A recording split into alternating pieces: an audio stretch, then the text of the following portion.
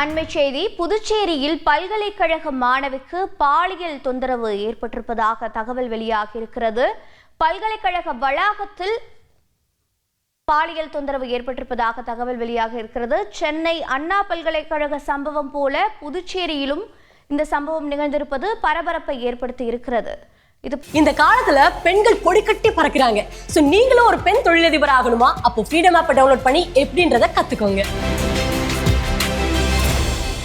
பற்றிய மேலும் விவரங்களை செய்தியாளர் எழில் வழங்கிட கேட்கலாம். எழில் வணக்கம், என்ன நடந்தது, முழு விவரங்கள் என்ன?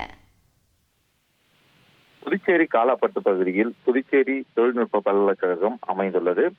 இங்கு இளநிலை முதுநிலை படிப்புகளில் பல்வேறு மாநிலங்களைச் சேர்ந்த 1000க்கும் மேற்பட்ட மாணவ மாணவிகள் படித்து வருகின்றனர். இதனிடையே இந்த கல்லூரியில் வடமாநிலத்தைச் சேர்ந்த மாணவி ஒருவர் பல்கலைக்கழக விடுதியில் தங்கியிருந்து 1ஆம் ஆண்டு படித்து வருகிறார். இதனிடையே கடந்த ஞாயிற்றுக்கிழமை அன்று விடுமுறை தினம் என்பதால் கல்லூரி வளாகத்தில் உள்ள ஒரு பகுதியில் தன்னுடன் படிக்கும் சக மாணவருடன் பேசிக் கொண்டிருந்தார். தனிமையில் பேசிக் கொண்டிருந்ததாக கூறப்படுகிறது. அப்பொழுது அங்கு வந்த 3 பேர் கொண்ட கும்பல் அந்த இருவரையும் எதற்காக இங்கு தனிமையில் வந்து பேசிக் கொண்டிருக்கிறீர்கள் என கேள்வி எழுப்பியுள்ளனர். இதனை தட்டி கேட்ட மாணவரையும் அந்த கும்பல் தாக்கியதாக தெரிகிறது.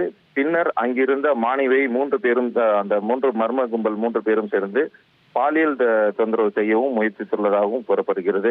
மேலும் அந்த மாணவி அவர்களிடமிருந்து தப்பித்து ஓட முயற்சித்த போது கீழே விழுந்து அவருக்கு லேசான காயம் ஏற்பட்டுள்ளது. தொடர்ந்து அந்த மாணவி கூச்சலிடவே அந்த 3 பேர் கொண்ட மர்ம கும்பல் அங்கிருந்து தப்பித்து ஓடியது. தொடர்ந்து அந்த மாணவி கதிர்காமம் அரசு மருத்துவமனையில் சிகிச்சைக்காக அனுமதிக்கப்பட்டு பின்னர் மீண்டும் பல்கலைக்கழக விடுதிக்கு திரும்பியுள்ளார்.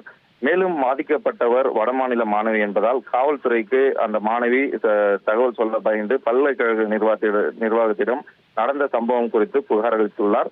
மாணவியை பாலியல் செய்ய முயற்சித்த 3 பேரில் ஒருவர் தொழில்நுட்ப பல்கலைக்கழகத்தில் தற்காலிக ஊழியராக பணியாற்றி வருவதும் அவர்தான் மற்ற இருவரையும் அழைத்து வந்துள்ளதாக தகவல் வெளியாகியுள்ளது.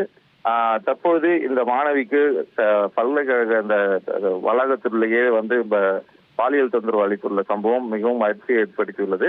மேலும் இந்த சம்பவம் தொடர்பாக காவல்துறையினர் விசாரணை நடத்தி அந்த மாணவிக்கு பாலியல் தொல்லை அளித்த 3 பேரையும் கைது செய்து நடவடிக்கை எடுக்க வேண்டும் எனவும் பொதுமக்கள் கோரிக்கை விடுத்துள்ளனர். உங்களுடைய தகவல்களுக்கு நன்றி எழில்.